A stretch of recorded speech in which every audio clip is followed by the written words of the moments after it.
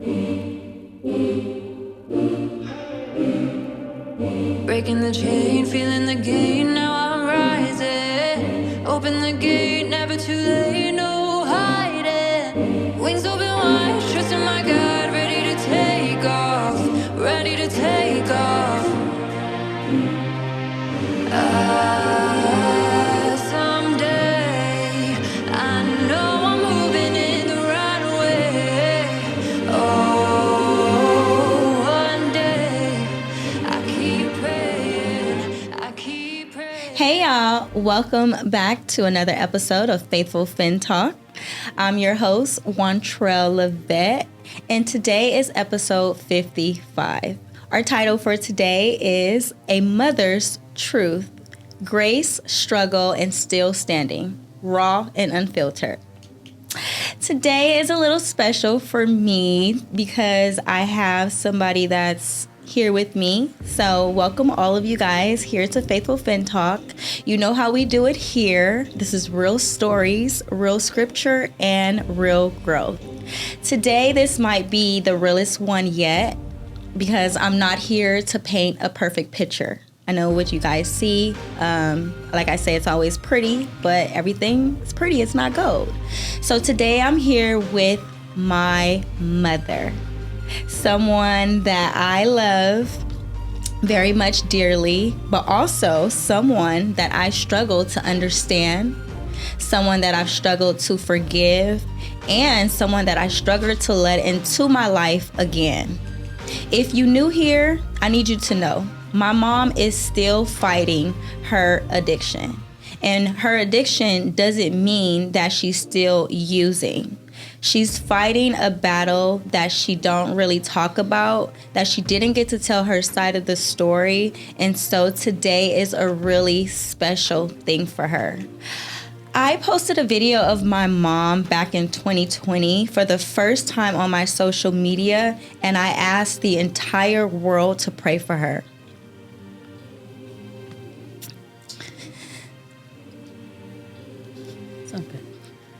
It was really special.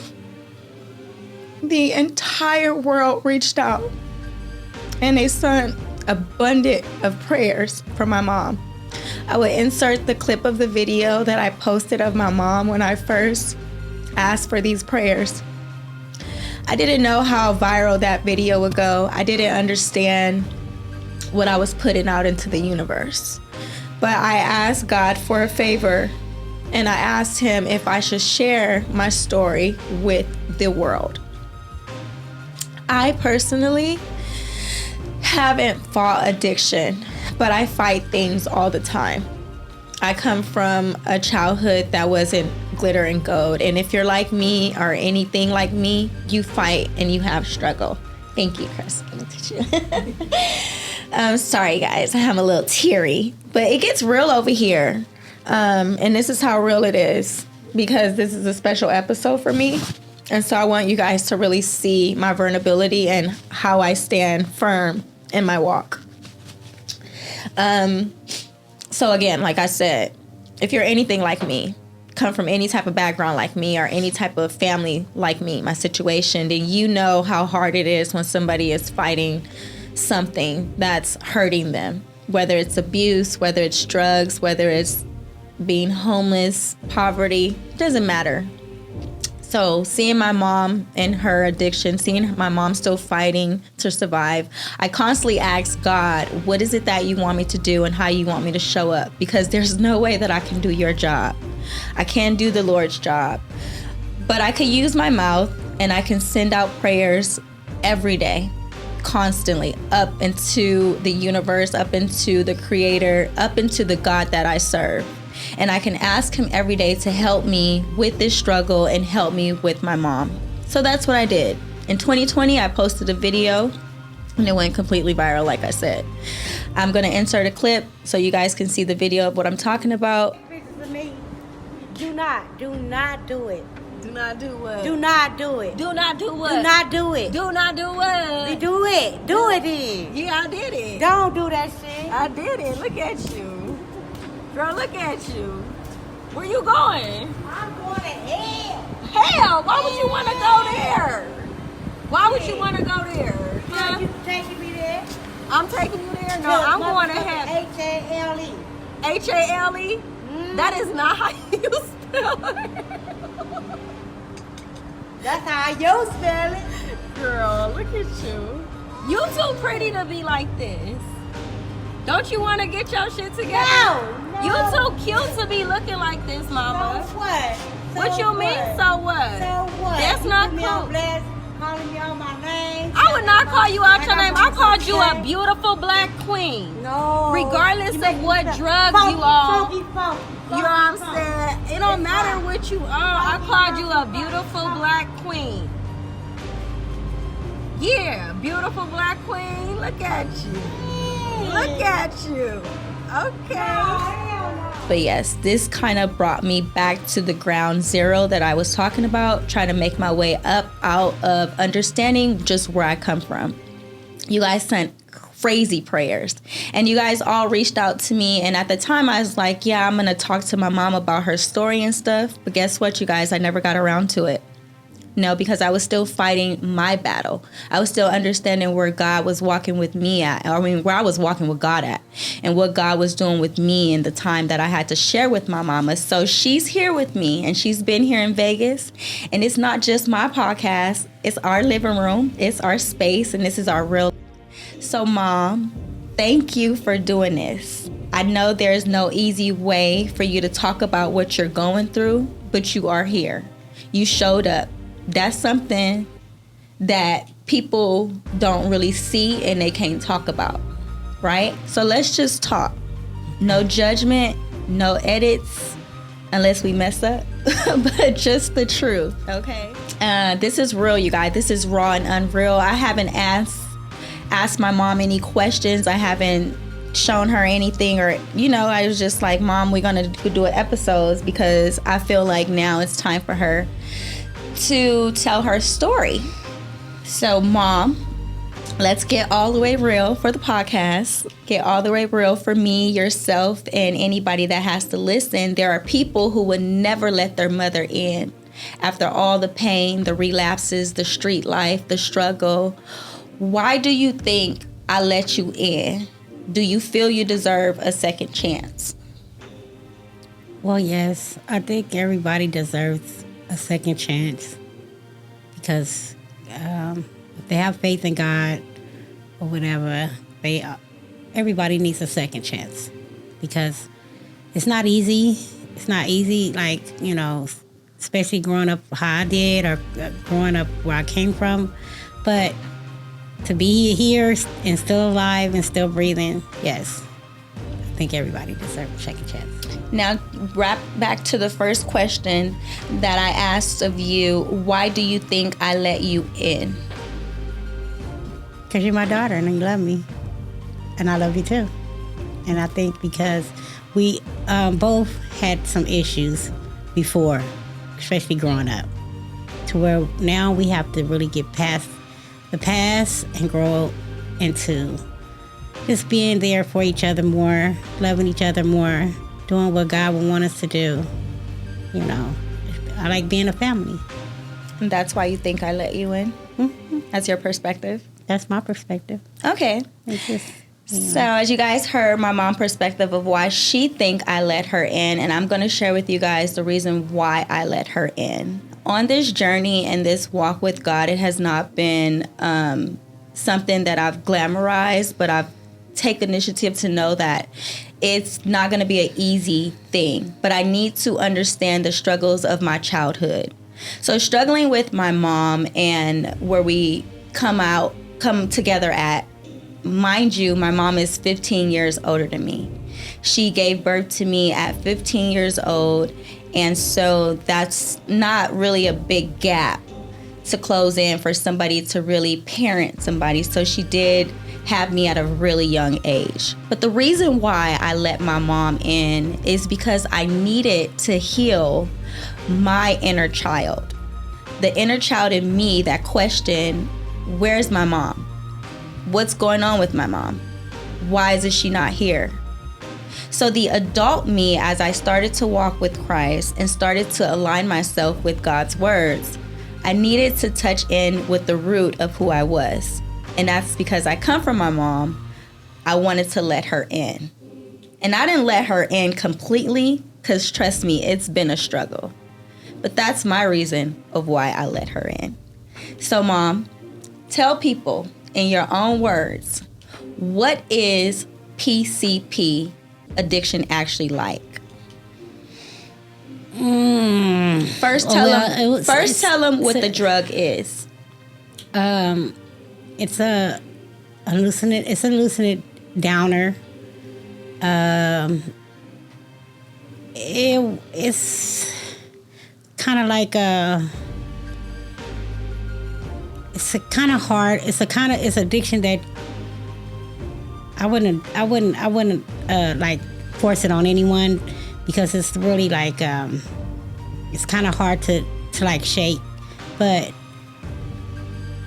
with God working, everything is, a lot of things is curable, you know. We pick up addictions because we want to. It's not because it's forced on us, because everybody has a choice, you know.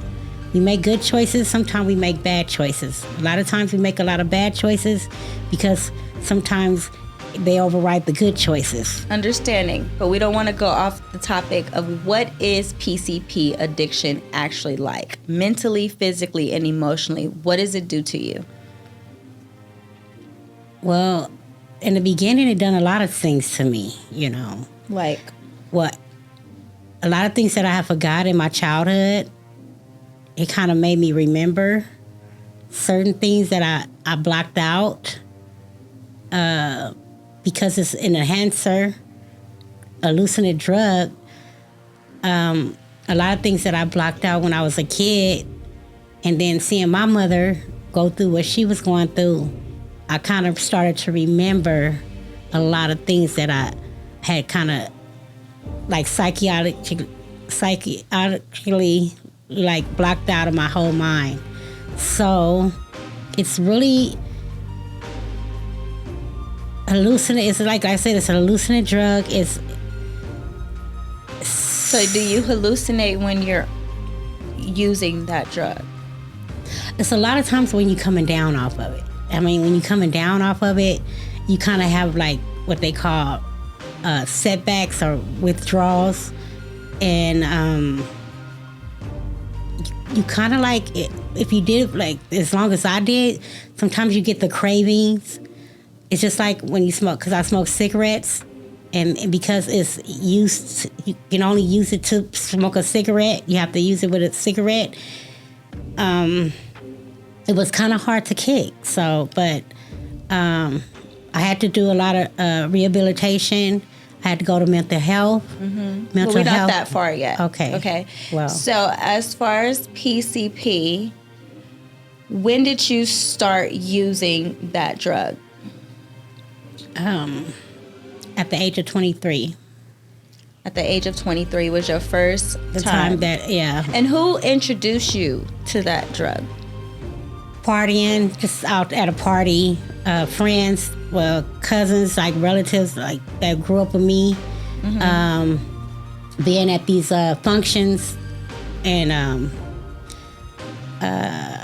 actually when I started dancing in the club too, so that kind of like made me kind of like block off the things of being an exotic dancer. But who gave you the drug? Who introduced you to the drug? Your cousin, Arletris. My cousin Arletris, yeah. So your cousin Arletris introduced you to the drug PCP. Mm-hmm. For those of you who are listening, PCP stands for phencyclidine. I'm sorry if I'm butchering that word. It's an illegal street drug known for its mind-altering and hallucinogenic effects. It is classified as a dissociative drug because it distorts perceptions and makes users feel detached from their surroundings. Does that sound pretty much familiar? Yes. Growing up, watching my mom on PCP, my mom is the oldest of 7 kids. She had me at the age of 15. I am the oldest of 5 kids. Watching my mom on PCP was very mental abuse for me to see that, to anybody to see that. So when I say my story is not glitz and gold, it's not. I watched my mom struggle with this addiction, and as a young girl, to look up to the only woman that you have to try to look up to, you ask yourself, is this gonna be me too? Is this gonna be my life? But God said no. So struggling to understand her PCP addiction is one of the reasons why I didn't have her into my life, because obviously the drug was taking over her. It's been 5 years, and we've been on an emotional roller coaster.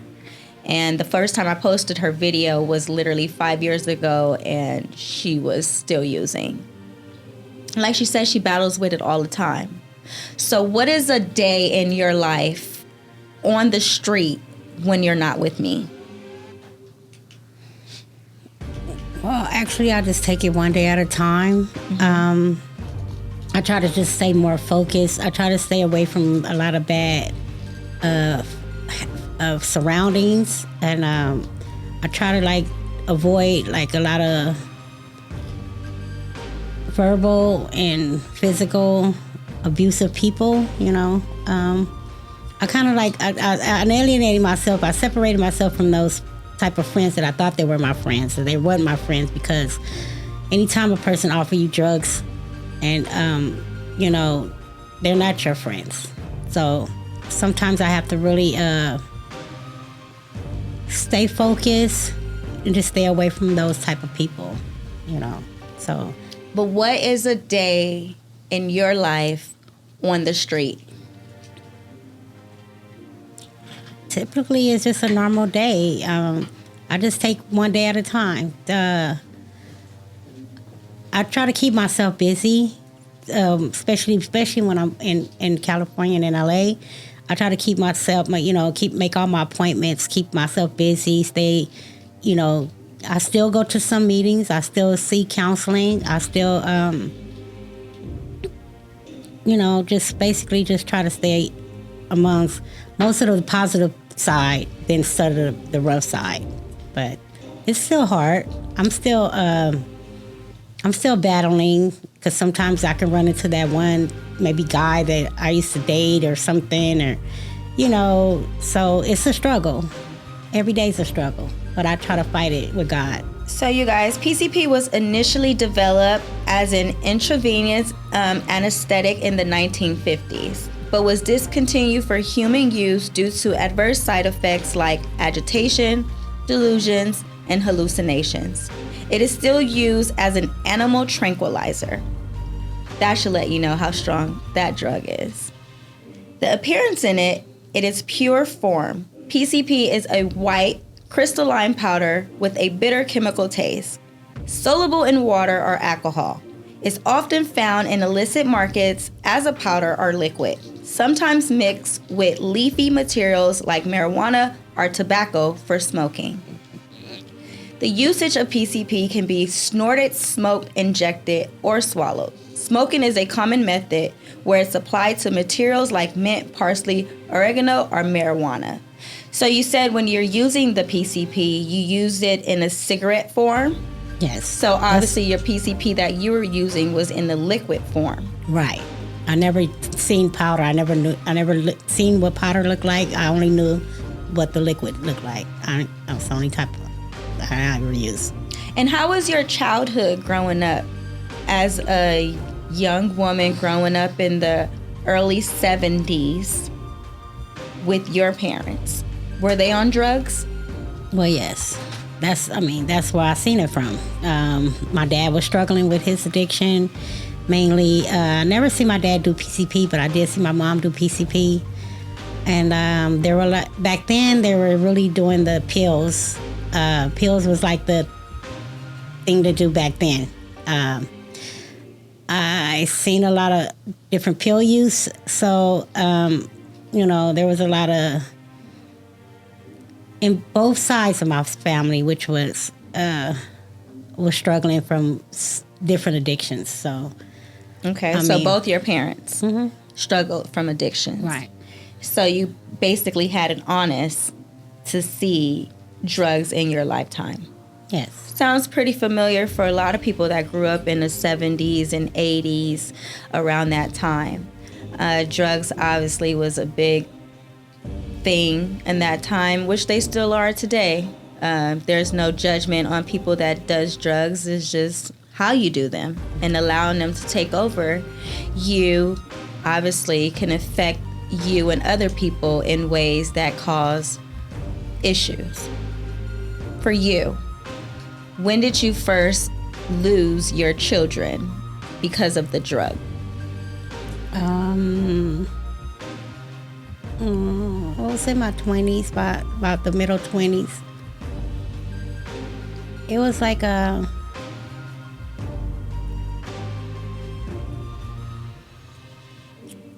actually, it started from because before I got addicted to PCP, I was using marijuana, and I was really on marijuana a lot. That was my first addiction before I upgraded to the PCP. So I was a single parent. I always had my own place. I try to, keep my kids. I tried to protect him just as much as I could as a young single parent. And I just did a lot of marijuana, and then I got ended up having to take a test, and it came out dirty from marijuana. So that's the first time that DCF came into my life. Okay. So DCF showed up in your life. You were in your early 20s. Mm-hmm. At the time, you were addicted to marijuana. Right. You had a dirty test. Mm-hmm. DCF came and felt you were kind of not suitable. Well, they just said that I needed help and I needed to get into a program. And that's when I called my family and asked them to help me with what I was going through, as far as, because they didn't take you guys right away. It's just because I didn't feel that I had a problem. Right. I'd never been in a program before, so getting into a program was kind of like, I was into a program where people were on. I was maybe the first person in the class was just on marijuana. It was people that was on cocaine, heroin. The first time I ever heard about what's that? Crystal meth. I never knew what that was. And I was about the only person, and maybe this one other guy that was in there for marijuana. So they were looking at me like, why is she in the groups? She's only on marijuana, but marijuana was not illegal then. It was a drug. It was considered a drug.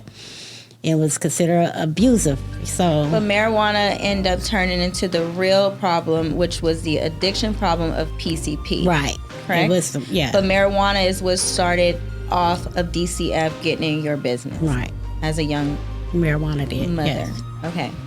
You said you were in your early 20s. I was in my early 20s. So I had to be around You was 6 like or 7. You was like 7. When I first encountered DCF, the system.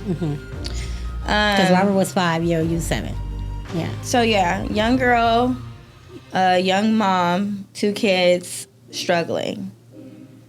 It happens in life, you guys. It really does. So next question. I want you to be really honest with me and yourself and my community. Why did drugs win over your family for so long? Well, I don't consider that they won. It won over my family. I didn't choose it. It just was something that that happened, and what I was going through. I think I we was all, also wait. You can't say that you didn't choose something when we all have a choice. I know. So this is an honest space to not be in denial, to be telling the truth. Why did drugs win over your family for so long? I don't know how to answer that right now, because Was there a moment you chose the high over your kids? No, it was more than that. It was probably the man that I was involved with at the time too.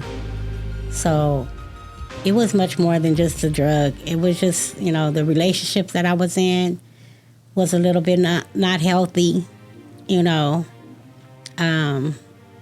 was, just going through, I was going through my childhood too. So it was really kind of difficult for me.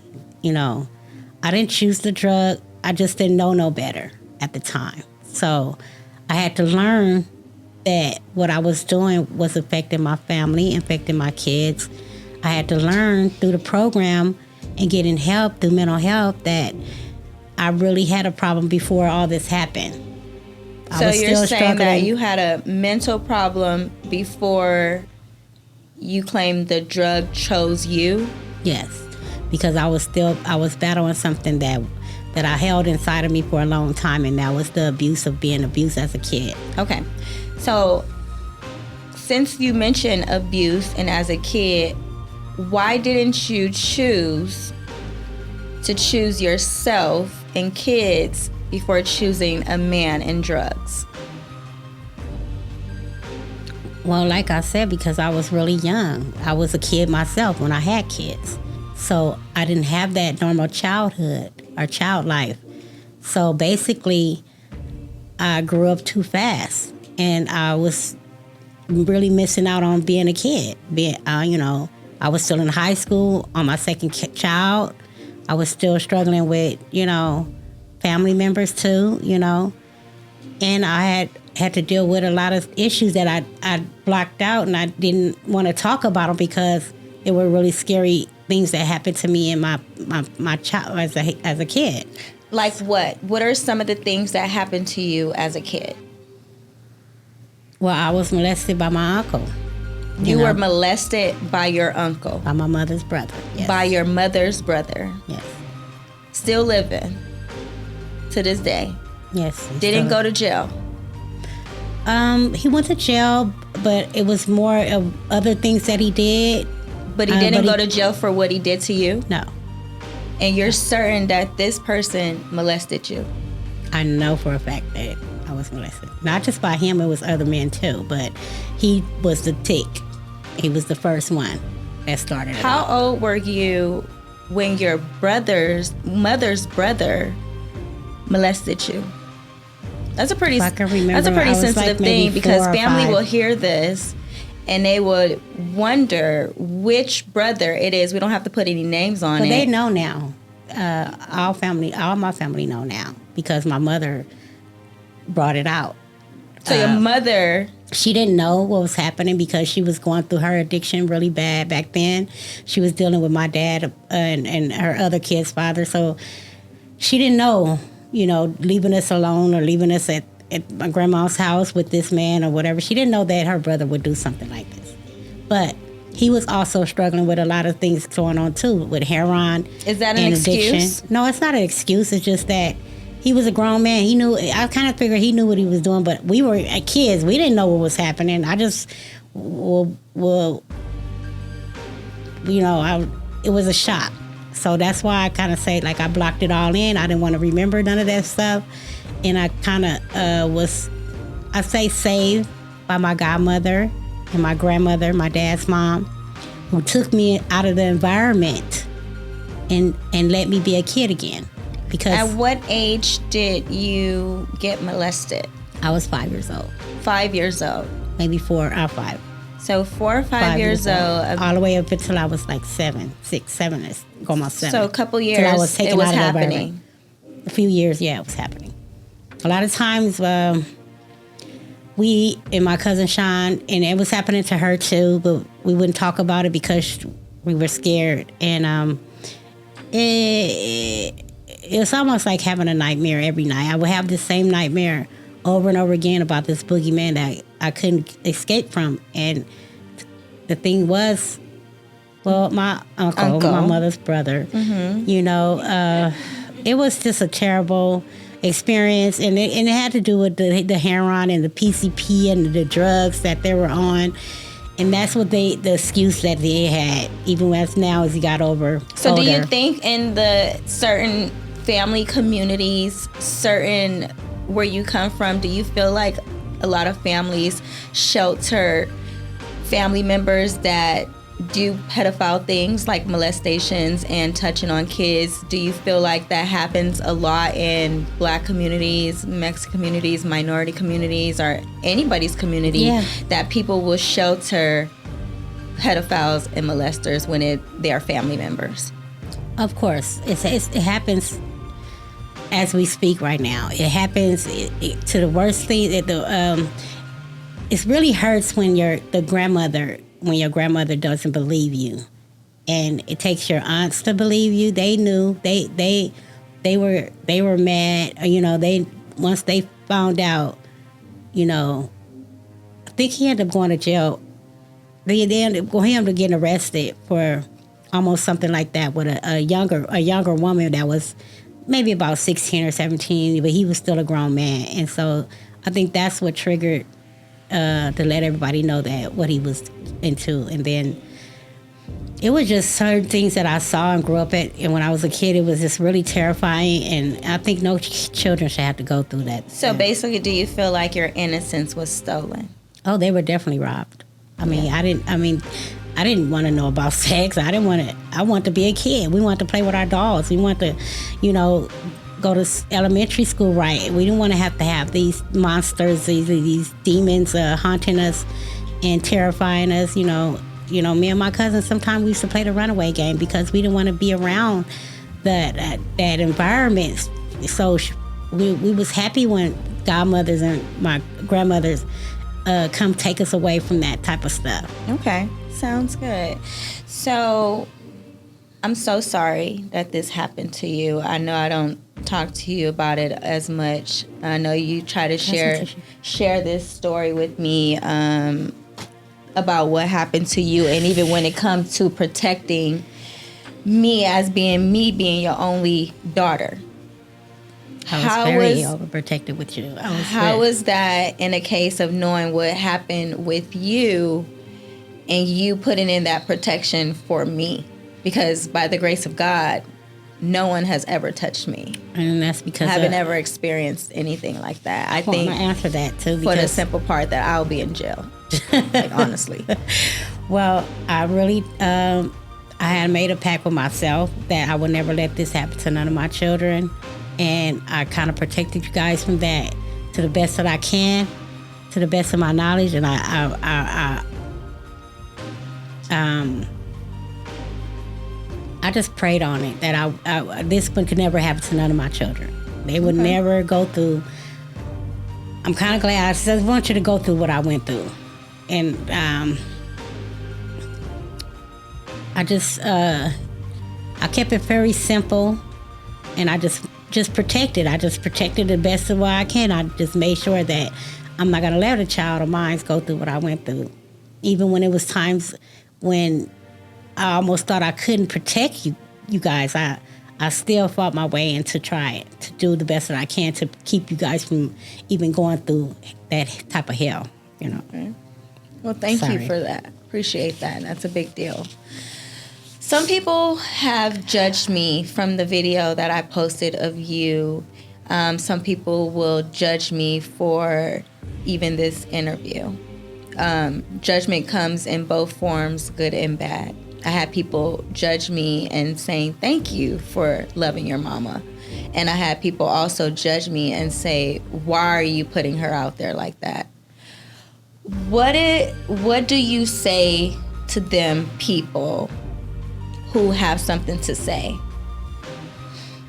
Well, I wouldn't say nothing to them because I put my own self out there like that. I mean, it's nothing that you doing right now that I have not already done to myself, even worse. I've been in situations where I don't even think I didn't think I was going to be alive today.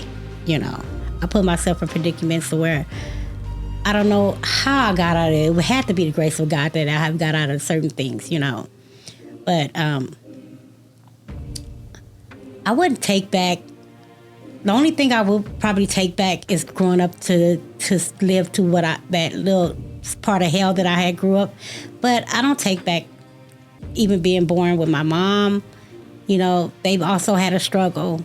You know, But this is not about them. I It's know, about but you. just having a life of what we had to go through. You know, if I could do it all over again, I wouldn't do it the exactly same, but I will, you know, try to make the corrections, you know. What do you about it. say to families that's torn apart by addiction? Well, it's always help out. We have more help now today than we did way back when I was growing up in the 60s, 70s, and 80s. I mean, we have solutions now. We have a lot of more resources now today because we didn't have DCF in our life back then. Well, it came into effect in the end. After I had you. Mm-hmm. That's when my mom got into DCFS. And they didn't have those people that will call them, you know, neighbors really stayed out of your business. You know, they didn't have all that until after you were born. You know, my mom actually, she didn't really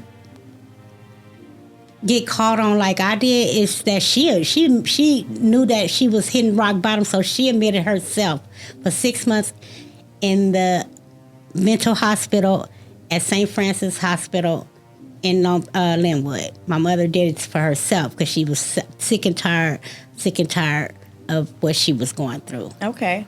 So DCF, CPS, these are all common names for Department of Child Services, Children Protective Services. These services companies came around fairly. It says Child Protective Service. It came about in 1825. So that was a long time ago, right? But then it says, was CPS a thing in the 70s? And it says Child Protective Services agencies were first established in response to the 1974 CAPTA.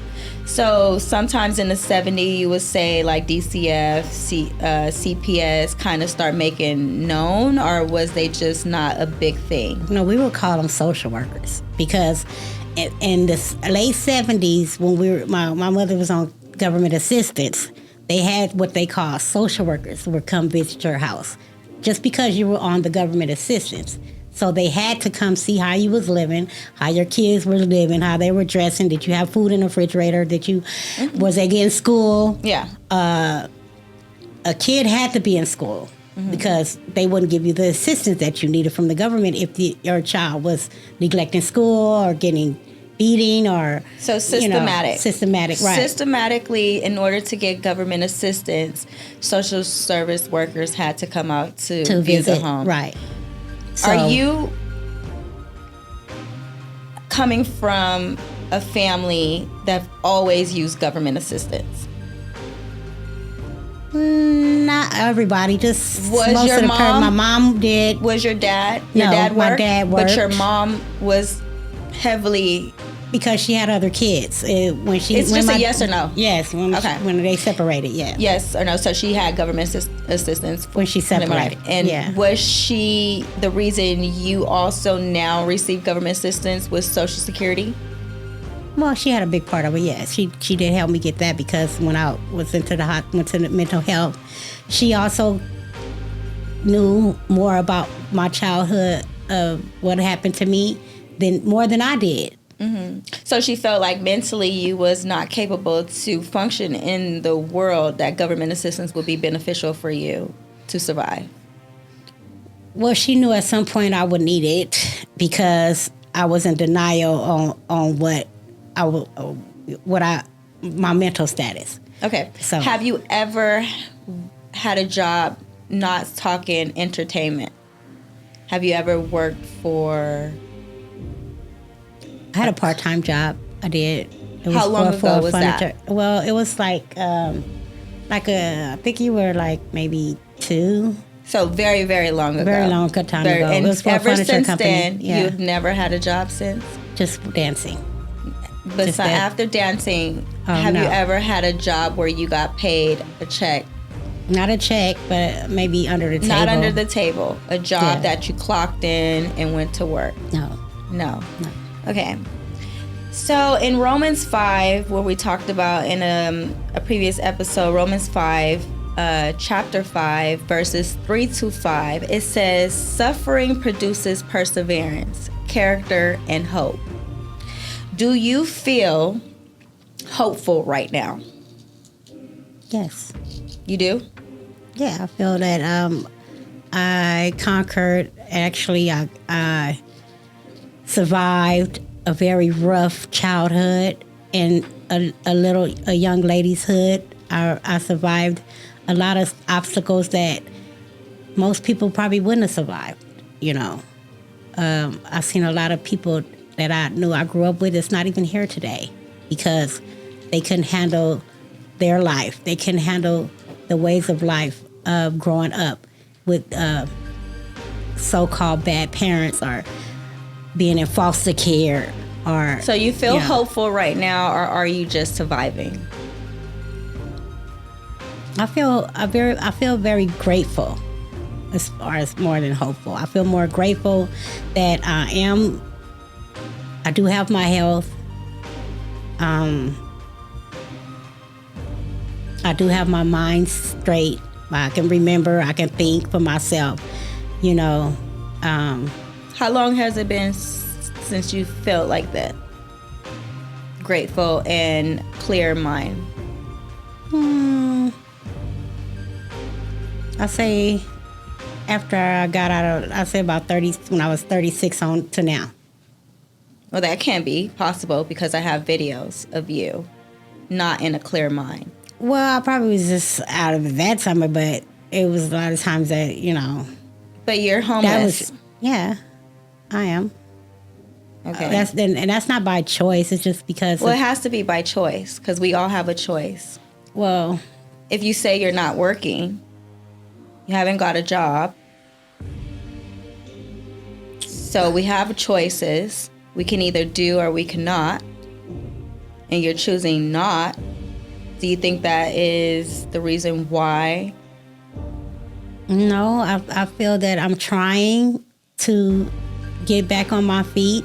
In what way? It's a slow process, but I'm applying for different places. I'm applying, you know, myself to get another apartment. I might can't afford to live in a 1 or 2 bedroom with my fixed income. So I'm still relying on for the government help to assist me in certain ways. Yeah. But is it working for you or not?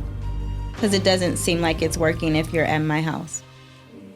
I just have to wait until see what happens. I mean, I can't predict the future. I can't predict what's happening. I call and see what my status is, and they telling me that I'm at that part where I'm almost there. Just hold on, you know. They're fixing on it, they're working on it, and that's all I can. So this is real stories, y'all, and I really got to keep it real with you guys. I really do. She does not work. No. My mom does not work, and she doesn't want to work, and there's no waiting when it comes to being with me. And that's the reason why we're here today, is because she don't have the time to wait around and sit and wait for things. You have to initiate when you're going to take charge of your life and make the correct choices. When you know better, you do better. So it's unfortunately that still in a mental state, as you guys can hear my mom talk, that she's very grateful but not hopeful. Because that was the question. Are you hopeful for where you can go into, what life you can move into, what movement you can go into? Being grateful is saying, I'm grateful that somebody has let me in the door. Being hopeful is saying, I know for a fact that God is going to change my life if I wake up with God every day. That's a hope that we all need. So I'm struggling to understand or where I step in at. And I'm like, all right, God, this is too much for me. I don't want to be a part of this, because I'm okay with somebody being grateful, but I need somebody that's hopeful. Somebody that's going to take the initiative, someone that's going to step out and say, I'm not waiting for anybody to make choices and do things for me. I'm going to do them myself. So FaithfulFin Talk is me actually showing you guys, look, this is real. This is a real story. This is me growing up in your face. And in my growing up, you have to have real growth. You have to step out and say, I'm going to do this on my own. So the questions that I'm asking my mom, they're really personal to me, and they should really be personal to her to bring hope into her life. Not just being grateful, because anybody can be grateful when you let them in your door. When you open your door to somebody, of course they're going to be grateful. But how grateful will they be if they don't initiate hope in their life to be better than they were yesterday? That's a big deal. So when was the last time you really felt God?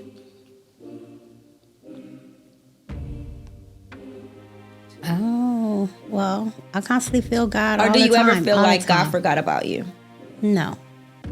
I never give up on my prayers. I never give up on God. It's not God's that's making me go through what I'm going through. God has always been the most merciful God that I grew up with in my life, to where, like I said, you know, I'm grateful. I'm at peace while I'm still alive today, because, like I said, I saw my life go a long time ago, and I'm so grateful that God has saw fit to even let me be here. Even, you know, I've been shot, you know, while I was carrying my child, and I know that was nothing but God that kept me alive. Then, you know, that was another hardcore experience that I had to go through too, you know. So I've heard you say things that you regret about me, about yourself, certain situations, especially when you're under the influence, when you're not in the right state of mind, even about your own life. I hear you talk a lot about your past and about your own life. Is there anything you need to say to your younger self today, or even to me, your daughter, right now? Well, I just want to say, out of all, I'm sorry for a lot of things that I have put you through. I'm really thankful, and I'm at peace that where God put you right now. And I think that you really did a good job with growing up to be a nice, beautiful woman, and to love your kids more, you know, be in your children's life the best that you can. And what do you want to tell to your younger self? to my younger self? Yeah, maybe the 5-year-old girl that got molested. What would you say to her right now?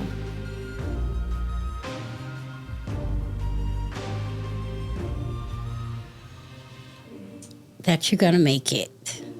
Through all that you're going through, that you're going to make it. Don't give up on yourself. Don't give up on your life. Don't give up on being a kid. You know, because that's all she wanted to do was be a kid. And have that normal kid life, you know. And when that's something so precious like that is robbed from you, you think the worst. Even I used to think the worst, like, why me? Why is it, you know, why? I thought God did didn't love me. I thought God didn't care, you know. But I'm a kid. I didn't know no better. I didn't, you know, all the stuff that I heard about, well, God this and this, that, Jesus. Where was that? I felt that. Where was he at when that was happening to me? And I'm glad you said that, because I think a lot of people actually feel like, where is God? Where is this Jesus? Where is God? When something tragic has happened to them in their life, when you lose someone suddenly, when something disturbing happened in a family member or to you or anything, and you're asking yourself, where is God, right? What is God doing? What is he trying to show me or say to me? And for me to say to my community, that's what relationship with God looks like. is we don't have all the answers, and we don't know what's going to take place, and we don't know what's going to happen. But to know that God is very much present in our life and shows up exactly where we are, that helps us really take that choice and say, you know what, I'm going to get with God because I need to know what God is talking to me about. And that's what Livette Legacy is about. So on this podcast, we talk about legacy. I talk about creating Livette Legacy because I don't come from a legacy. Legacy is something you didn't leave behind. So what is you fighting for today?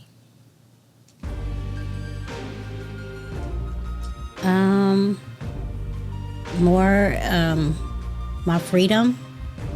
I can say You seem pretty free to me. What is freedom that you don't have? You're not working. You're living right now under my roof for free. Well, I'm not saying that type of freedom. I'm talking about like as far as like the experience of me being locked up. You're not locked up. No, not now. So we're not talking about that because that's not now. What is you fighting for today? You can't fight for freedom because you're not in jail.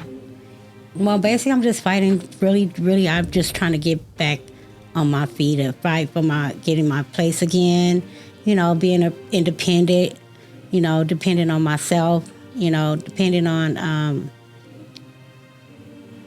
responsibility. That's what I'm fighting for. Just to be more responsible. And what do you hope your story will say when it's all said and done? Well, maybe it can help a person not to make the certain choices in their life. Maybe it can help someone look into their children when they're small. You know, try to be more, as far as more interacting with their siblings or coming to as being more positive, you know, role models, you know. So we talked because molestation. We need more positive role models right now today, you know. So you hope your story would help somebody else in the long run. Right. So we talked today about molestation, and one of the persons that I like to listen to a lot is Joyce Myers, and she talks about the molestation that her dad occurred on her and how her mom turned a blind eye to it and how she struggled with that for so many years. Yes. Your molestation took place in a very young age for a short period of time. Do you feel at any point that in your adult age that you could have chose to not dwell in your molestation? Well, I want to go back on that because even though it stopped there with that particular person, I still was fighting the same issues, but just not as vigorous as it was when I was 4, 5, and 6, and almost 7. Mm-hmm. Even when I became a developing young woman, I still had to face these things with men, with older men who looked at me differently because I was developing as a young woman. At 12 and 13, I was filling out, and I was still having certain men in the family that was, I say, my auntie's so-called boyfriends, you know, who were in that mind state of being a pedophile, you know. I still had to grow up and to protect myself, even as a preteen, you know. So a lot of negative things you're fighting in your head, a lot of demons. Well, it was just a lot of issues that I went through growing up. Right. So a lot of demons is what people would call it. Yeah, you can call them demons. Spiritual warfare. So let's just pause for a second. Do you ever wish you can take it all back, or do you see any purpose in the pain? Of course, I wish I could take those days back. I mean, I can say I had two sides of growing up. I had a good side and I also had a bad side. But the only things that I really would like to take back is the bad parts, the really negative parts that was really so terrifying that I feel no child or no young woman should have to go through, period, even today. You know, so I wouldn't change giving birth to the children that I had, because those were my choices that I made to have those children. Because believe me, in between time, I got pregnant many of times, and I made a choice not to have those children. But I thank God for the children that I have today, because it kind of made me into the young woman that I am today too. You know, I really needed to learn a lot of responsibility. I really need to learn how to be, you know, even though I was a young mom, but I still had to be a grown mom too, you know. I had to raise some of my sisters and brothers growing up, you know. I had a lot of stuff put on me growing up, you know. So it's certain things that I will take back, but it's a lot of things that I wouldn't take back for the world, because a lot of times I really had a good time growing up, you know. I had, like I said, I had two different backgrounds. My godmother, We don't my want to go into grandmother. much detail Okay. about that. Okay. Okay. Yeah. So, it's okay. because it's still your story, it's your perspective, but there is also other sides of the stories. Me and my brothers can also have our side of the story of what we feel like take place too. So I'm gonna just notate and say, Mom, there are days when I am extremely angry at you. There are days when I completely don't like you at all. Can't stand you, don't want to be around you. There are days when I fought you. Mm-hmm. Literally, we fought, we argued, and everything. So for you to be sitting here today with me is God's grace. It's nothing but God's grace. Mm-hmm. Because I am so angry at this woman next to me. Because there's a lot of things in my childhood that I didn't experience and I missed out on by just not having my mom. And I'm sure there's other people in the world who question, why me? Why did this happen to me? Why did my mom or my dad have to fall short to this drugs or drinking or society, or why? You know, but at the end of the day, my walk with God, my relationship with God supersedes how angry I will want to be at you. It overflows into my anger, and it brings me calm and peace. Because they say, honor thy parents, so your days can live longer. So me honoring you by having you here tell your story is me saying, God, I see what you did here. But that's still not my responsibility. I can't do what God can do for you. I can't tell your side of the story for you or confess to God what needs to be changed or your choices, if that makes sense, right? All right. But here we are, still breathing, still hoping. I know she don't have hope, but I do. Still praying. So just know, even all of my disappointments, I still want to see you win. That's been a huge thing for me. So I would like to thank you for being honest, even when it hurts, even if it's your side of the story. This isn't just a podcast. This is two women, two generations fighting for a different ending. So to anybody listening, don't turn away from the mess. God meets us in the middle of it. Next episode, we'll talk about healing, forgiveness, and what recovery actually looks like when you're still in the fight. Faithful Fin family, this is real life. This is my story. This is huge for me. So I'm going to close it off with a prayer. And I'm going to say, God, we're messy. We're hurting. But you promise that nothing is wasted, not our pain, not our past, not even our worst day. Cover every parent, every child, every family in this fight. Give us strength to keep showing up and remind us even in our lowest moments, that we are still yours. Amen. Amen. So for all of you guys who like to join us in this conversation, if this conversation has blessed you, please subscribe, share, and join the Faithful Fin Talk community. Follow and connect with us on Instagram, on TikTok, on Facebook, on YouTube, website, Levette Legacy Living in Wealth, FaithfulFinTalk.com, podcast, FaithfulFinTalk.com. Obviously, it's on Buzzsprout, but you can find it anywhere. Join the newsletters, drop your testimonies, DM us. You are a part of this story. Let's keep building legacy together. I would like to thank you for walking with me. Thank you for growing with me. And until next time, you guys, this is Faithful Fin Talk, real stories, real scripture, and real growth. See you. Breaking the chain, feeling the gain now.